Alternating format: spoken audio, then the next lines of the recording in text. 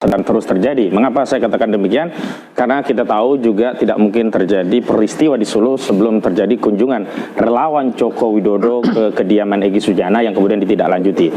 Dan hari ini saya kira ini adalah bagian dari bayaran yang harus dibayar atas SP3 yang diperoleh oleh Egy Sujana dan Damai Hari Lubis, karena tentu saja tidak cukup diberikan SP3 tetapi masih meyakini ijazah Joko Widodo palsu. Bahkan Bung Farhad Abbas juga agak jengkel juga. Kenapa? Kok sudah diberi SP3 masih saja bilang palsu-palsu. Bahkan ada rencana untuk melakukan gugatan pra peradilan untuk membatalkan SP3. Tapi sisi yang lain yang menarik adalah bahwa kita bisa lihat bahwa hari ini ternyata memang otoritas hukum itu tidak lagi berada di bawah kendali norma dan aturan. Kemarin saya sudah menguliti bagaimana SP3 tadi tidak mengikuti prosedur baik di KUHP yang baru, KUHP yang baru maupun yang lama, dan terutama ketika ada pemilahan dan pemilihan hanya 2 orang dari sejumlah tersangka yang semestinya kalau kita bicara restoratif justice penyelesaiannya itu haruslah dengan dicabut laporannya dan dengan demikian harusnya di SP3 keseluruhan tersangka. Tapi lagi-lagi maksud Anda setiap per klaster itu? Iya, semuanya bukan per klaster. Kenapa? Karena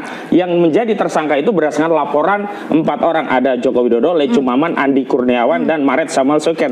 Itu yang jadi pertimbangan laporan, tetapi ternyata kenapa hanya 2 saja? Kalau pertimbangannya itu karena restoratif justice, ada perdamaian, faktanya Egy Sujana dan Damai Hari Lubis, satu tidak pernah minta maaf, kedua masih tetap meyakini ijazah saudara Joko Widodo palsu. Jadi yang paling benar adalah, Anda tahu dari mana tidak pernah minta maaf? Sudah ada statementnya, bahkan terakhir Ruslan Buton menghubungi kembali Egy Sujana dan ingin memastikan apakah setelah berkunjung ke Joko Widodo ada perubahan, ada katakanlah ada pengaruh Solo yang membuat keyakinannya berubah, imannya pada ijazah itu berubah menjadi asli. Ternyata tidak juga begitu. Baik, sebentar ke Solo. Ya, itu Selasa jam 17.00 itu kami diskusi dengan Pak Jokowi gitu. Saya pikir ada lampu hijau untuk RJ keseluruhnya gitu. Ternyata tidak. Tidak ada forum untuk membuktikan atau menunjukkan ijazah asli kalau tidak dilanjutkan mereka ini. Jadi poinnya apa saja Bang yang disampaikan? Itu hanya teriakan para tabas. Ketika melihat Bang Darmizal membawa Egy Sujana, itu saya berpikir ya udah sekalian. Sebenarnya saya nggak serius juga minta mereka RJ. Sebenarnya saya ngejek-ngejek mereka aja. Saya hanya bercanda-bercanda mengeprank mereka gitu. Tapi ternyata, nah inilah menyangkut etika. Bang Kozi mengatakan bahwa Farhad berusaha, tidak. Aku nggak serius. Saya bukan pengacara Pak Jokowi dan tidak ada kapasitas saya untuk melakukan RJ. Nah, kalaupun yang terjadi antara kami dengan Rustam segala macam dan kontak dengan Michael Senaga itu hanya bagian dari perkawanan saja. Bahkan saya mengatakan, lu kok sebagai wartawan tapi sifatnya menyerang, memprovokasi dan cenderung seperti itu, dan tunggu aja waktunya.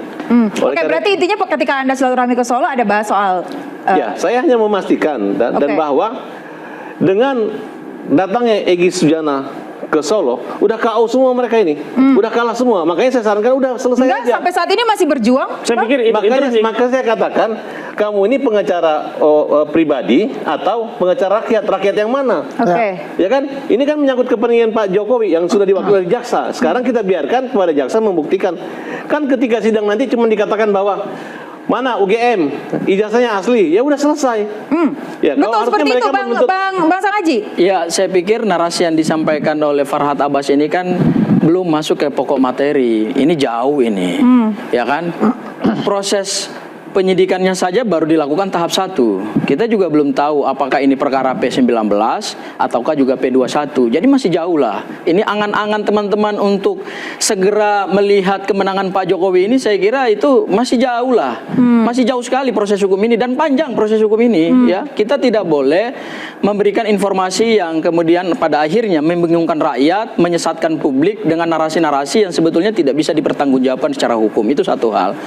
Hal yang kedua, terhadap proses lapor-melapor ini, saya pikir ini kan akarnya dari kritis kami atau kritikan kami yang tajam terhadap keluarnya produk hukum yang dikeluarkan oleh Polda Metro Jaya, yaitu SP3 dengan basis restoratif justice. Kami memang mengkritik dari awal bahwa produk hukum ini kalau kita uji baik dari sisi KUHP maupun juga dari KUHP, KUHP Undang-Undang Nomor 20 tahun 2025, kemudian kalau kita sandarkan lagi, kita tarik ke belakang lagi berdasarkan Perpol Nomor 8 tahun 2021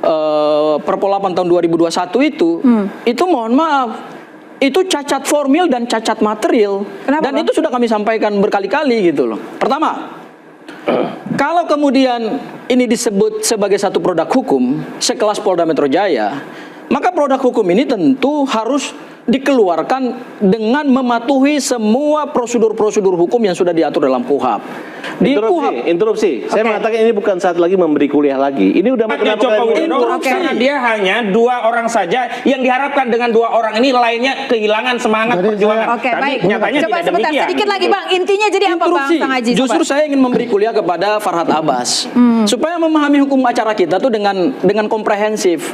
Ketentuan-ketentuan hukum acara terkait dengan restoratif justice itu tidak dipenuhi semua persyaratannya. Kita buka pasal 79 KUHAP yang baru. Syaratnya adalah pemaafan. Kedua, syarat mutlaknya adalah di pasal 79 ayat 4. LP harus dicabut. Oke. Ketiga, pasal 82. Terhadap perkara residivis, Bang ES ini kan pernah dipidana dengan perkara lain. Oke. Itu tidak boleh dilakukan restoratif justice. Itu ketentuan pasal 81, 82. Buka. Oke. Kemudian kalau kita kembali ke Perpu nomor 8 tahun 2021, pasal 5.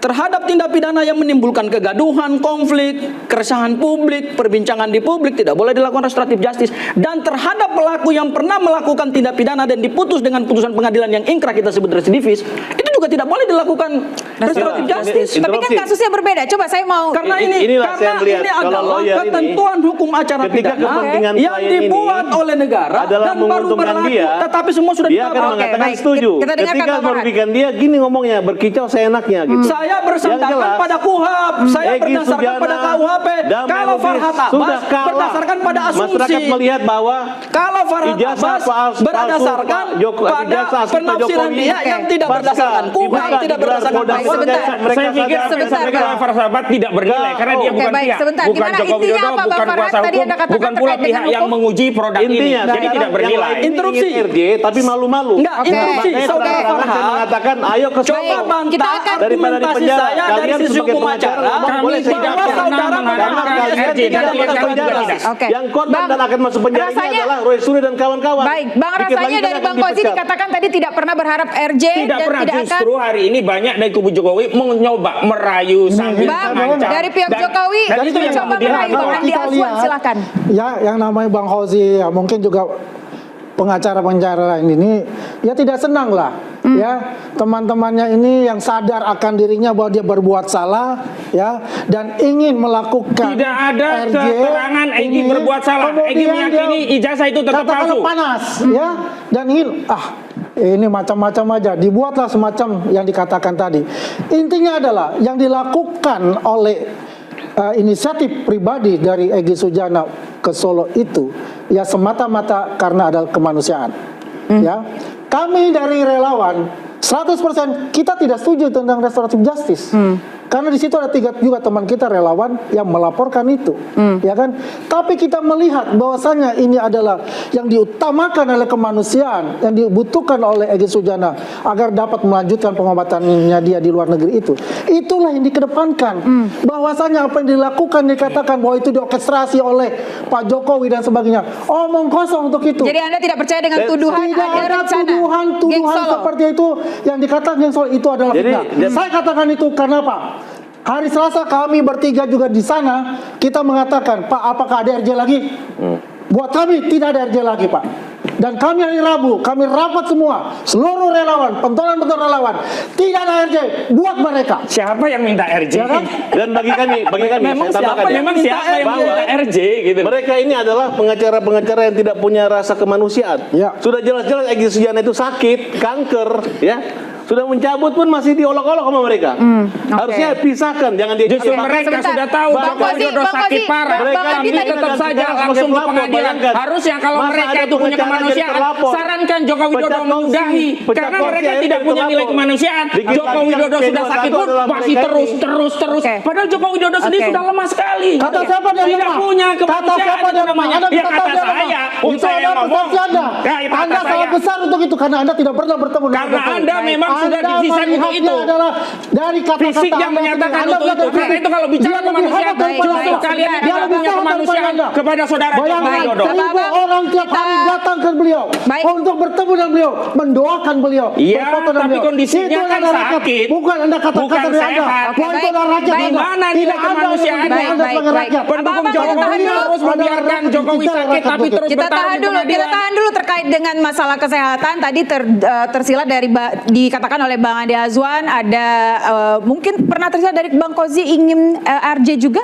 Oh, tidak pernah ya? terbesit sedikit pun. Oke. Roy Suryo, Rismond dan semua klien. Tiga itu tidak ada untuk RJ. Nah, karena memang Saya tidak perlu. punya bukti. Tidak perlu. Kita Memang maju tidak di perlu. pengadilan. Dan hari ini saya Indro, mendapat informasi saya punya tadi bukti. ada Bang konferensi Farhan, sebagian pers dari mereka bahwa 3 ini tidak ingin mungkin RJ, ke yang lain Solo masih dimungkinkan. untuk Itu sebentar, adalah RJ. Baik, bagian sebentar. dari tindak lanjut Ayah, ada strategi bukti, ayah. pecah belah Ada kubu bukti. Jokowi untuk memisahkan antara RRT dengan RRK. RRT itu Rismond, Roy, Tifa, RRK itu Rustam, Rizal dan Kurnia. Berarti dari Anda ada Seolah-olah pecah belah, upaya kalau pecah RRT belah. saja menjadi lemah, saya pastikan RRK maupun RRT tetap teguh berjuang untuk membongkar kasus ini Indro, sampai oke. berkekuatan Oke, hukum. baik. Ada Terima kasih bukti. Bang Kozi. Ada bukti. Sebentar, bukti apa Bang? Bukti apa Bang Kami Farhan? punya bukti komunikasi bahwa kelompok ini makin pecah. Ada satu orang tersangka perempuan mau RJ asal dibayar uang satu. Mau RJ atau Sebut mau namanya. RJ? Itu bukti. Sebentar, Baik, kita sebut. akan bahas Sebentar. saja pemirsa. Sebut namanya. Satu. Jangan fitnah. Jangan fitnah. Ya kan saya tidak sebut namanya. Soalnya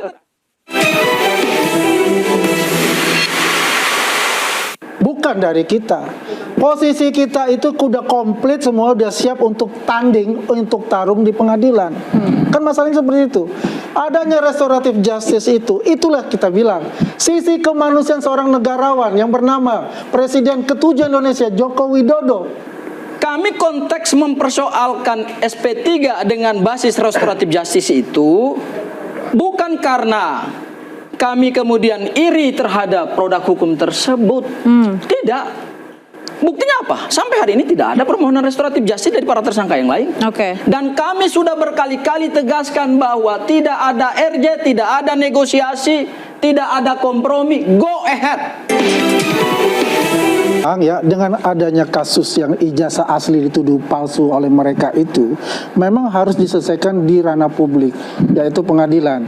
Biar tidak ada lagi yang nanti ya yang di belakang-belakang itu melakukan hal yang sama gitu, jadi jurisprudensi lagi. Ini tidak perlu untuk itu. Dan Pak Jokowi juga memang kita harus dibuktikan di ruang publik, yaitu di pengadilan untuk masalah ijazah asli yang dituduh palsu oleh mereka itu gitu loh. Ya, jadi saya tambahkan gini. Ya. Pak Jokowi nanya sama saya, Farhad, kira-kira siapa yang mau di restoratif justice? Nah, katanya Dokter T mau katanya. Ini ceritanya ya. Terus Dokter T maksudnya Dokter ya, Tifa? saya nggak sebut namanya lah gitu. Nanti nggak bisa tidur. Kemudian nanti ribut lagi mereka dikira adu domba. Kemudian kalau saya bilang kalau mau di restoratif justice yaitu Dokter R. Rismond lah gitu. Kenapa Rismond di RY gitu? Karena Rismond ini banyak sekali kesalahannya. Sebentar, itu kemauan Pak Jokowi. Enggak, saya kan ditanya. Oh, abang yang jawab. Kalau saya lebih setuju Rismond di restoran RJ. Oke. Kenapa? Karena Rismond ini banyak kesalahannya lah. Dikit lagi tersangka dalam kasus menyangkut pemalsuan, penipuan dan terkait dengan kampusnya dia. Itu sudah ditemukan. Tinggal nunggu waktunya aja. Kenapa kamu kasihan ya? Bagi saya, ini saya kuliahin dikit, restoratif justice itu juga suatu proses ada penghukuman walaupun pemulihan. Jadi sebenarnya kalau mereka tidak memanfaatkan meniru Egy Sujana, mereka rugi sendiri. Kalau pengacara enak aja besok mati saya katakan, kalau ini kasus selesai, Bang Andi Azwan nggak masuk TV lagi, kalian nggak masuk TV lagi dalam perkara ini. Oke. Tapi apakah kita ingin bangsa negeri ini seperti ini? Nah, kemudian Pak ajudannya Pak Jokowi mengatakan, Pak Presiden, kalau cuma satu orang itu nggak bisa, harus dimaafkan semua. Nah, sehingga para relawan dan keluarganya Pak Jokowi berpikir, kalau ini perkara henti semua, besok-besok orang ngejek lagi. Kapan dia bisa melihatkan atau forum yang mana mereka bisa menampakkan menunjukkan ijazah ini? Oke, terus respon Pak Jokowi seperti apa, Bang? Ya, saya katakan ada beberapa orang mau RJ Pak, tapi mau minta uang. Laki-laki di klaster 2 R ada. Kemudian Anda perempuan, yakin itu, Bang? Ada, yakin. Ada buktinya? Ada rekaman pembicaraan semua lengkap. Oke. Bahkan Pak Jokowi bilang, loh, Kan yang tersangka bukan saya.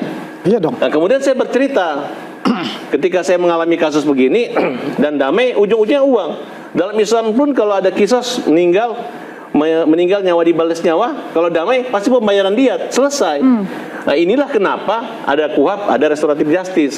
Makanya yang Strategi telah pecah belah lagi-lagi. sedang dan terus dilakukan. Oke. Sebenarnya kan Joko Widodo telah keliru mengambil kebijakan 30 April 2025 yang lalu melaporkan perkara ini ke Pidana. Sebenarnya kalau dia cukup ya merespon biasa, hanya membentengi agar yang dibariskan nggak jalan, selesai. Tetapi kesalahan paling fatal adalah ketika Joko Widodo membuat laporan. Hari ini kebingungan Joko Widodo.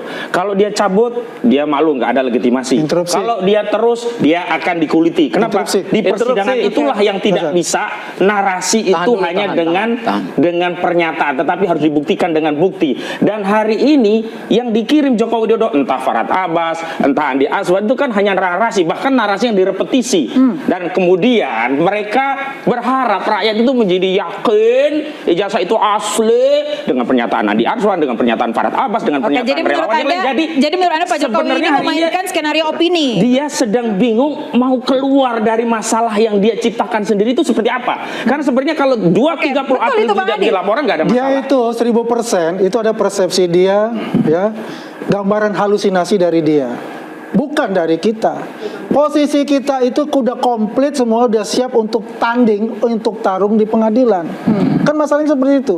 Adanya restoratif justice itulah kita bilang sisi kemanusiaan seorang negarawan yang bernama Presiden ke-7 Indonesia Joko Widodo, ya, atas permintaan dari seorang yang tersangka. Yang tersangka tersebut dengan kondisi keadaan dari pribadinya yang membutuhkan pengobatan, kita terima untuk itu. Ya, kan selalu kan dinarasikan bahwasannya dia kejam, ya, dan sebagainya. Tapi di sini kita melihat pembelajaran kepada masyarakat Indonesia. Beliau sangat mencintai rakyat ini dan tidak ingin bahwasannya ada rakyat di tersangka ini masuk dalam ke pengadilan. Interupsi. Oke, jadi kemanusiaan tidak ada maksud Tidak ada maksud memecah belah. Tidak ada maksud, ya. Baik, saya mau ke Bang membuat Sangaji. sesuatu yang membuat gaduh negara. Baik, saya mau ke Bang Sangaji. Bang Sangaji tadi Kubu sebelah mempelajari ketentuan hukum acara pidana kita secara jeli dan secara teliti dan cermat. Ya, apa yang disampaikan Farhad Abbas tadi sebetulnya jauh dari konsep restoratif justice. Oke. Jadi pertanyaan dasarnya begini: siapa sih yang menginginkan restoratif justice? Tersangka ataukah pelapor? buktinya buktinya Egy Sujana sudah akhirnya kalian masih hukum terus. Itu kan terjadi. Baik. Harusnya kalian berpikir harusnya sama dengan yang lain. Jangan dipotong dulu. Tadi Farhad Abbas ngomongnya udah banyak, Andi Azwan ngomongnya udah banyak. Silakan, Kita kan Bang. asasnya keseimbangan, Silakan. kan? Supaya juga ada perimbangan juga kepada publik, ya. Kami konteks mempersoalkan SP3 dengan basis restoratif justice itu bukan karena kami kemudian iri terhadap produk hukum tersebut. Tidak. Buktinya apa? Sampai hari ini tidak ada permohonan restoratif justice dari para tersangka yang lain. Oke. Dan kami sudah berkali-kali tegaskan bahwa tidak ada RJ, tidak ada negosiasi, tidak ada kompromi. Go ahead. Jalan terus perkaranya. Itu harus dicatat itu. Jadi jangan lagi digoreng-goreng. Oke. Tidak Ya, ada terkait pembangkangan. lagi digoreng, jangan. Kami Oke. semua Interupsi. relawan Saya belum Indonesia selesai. interupsi Sebentar, sudah Bang. mengatakan Kedua, dalam Bang Adi. rapat kami tidak ada kalau ada perkataan untuk permintaan RJ. Tutup. Baik. Case close. Dan Baik, silakan. saya Bang. Boleh kedua, dilanjutkan sedikit, yang Bang. kedua, Intinya, yang Bang. kedua. Intinya, Bang. Yang Silakan, kedua. Bang Sangaji. Restoratif justice ini kan sebetulnya untuk memulihkan keadaan korban, bukan keadaan pelaku. Kalau ada teman-teman mengatakan bahwa restoratif justice ini ujungnya adalah SP3 hanya untuk melepaskan status tersangka, itu berarti belum memahami restoratif justice. Berarti sampai nggak Kalau mengerti. memahami, Oke. kalau Restoratif itu SP3 dua belah dengan pihak. dasar Oke. penetapan tersangka dicabut, mau Siapa yang diujinya lewat beresiko masuk pra-peradilan, penjara bukan akan restoratif dipulihkan. justice. Baik. Tapi kalau misalkan Sedangkan tadi korban itu tokoh-tokoh dia yang berjuang disebutkan untuk oleh Bang mencemar Farhad nama, ada dua memulihkan orang nama baiknya. terkait dengan RJ, Ya, menurut saya hukum pikir seperti apa? gini, Farhad Abbas harus gentleman. Ini forum terbuka kepada publik. Katakan saja siapa dua orang itu yang meminta-minta ada uang untuk kemudian ditukar dengan restoratif justice. Katakan saja kalau tadi diduga Itu namanya sifatnya adalah rahasia. Dokter T, berarti udah ketahuan. Baik. Itu sifatnya Coba rahasia. Saya mau tanya, terima Oke. kasih Bang. Kalau itu Saya jelaskan. disebut, saya yakin Saya jelaskan. besok Farhad Abbas akan dilaporkan di Polda Saya jelaskan. Metro Jaya. Apakah Anda Karena berani, pencemaran Bang nama Farhad? baik. Saya katakan ya begini, bahwa proses RJ itu ya ini bukan strategi Egy ataupun damai, strategi damai dan Egy gitu. Tapi itu memang sudah Farhad Abbas dan kawan-kawan siapkan. Kami seperti menyiapkan kolam ya, yang dimana itu akan kelihatan ikannya. Karena kita menyadari yang datang itu bukan orang baik tapi penjahat. Penjahat yang kesakitan. Makanya saya bilang saya senang Egy Sujana itu sakit. Kalau dia sehat dia menyakiti orang. Nah, tapi saya bersyukur. Kenapa? Awalnya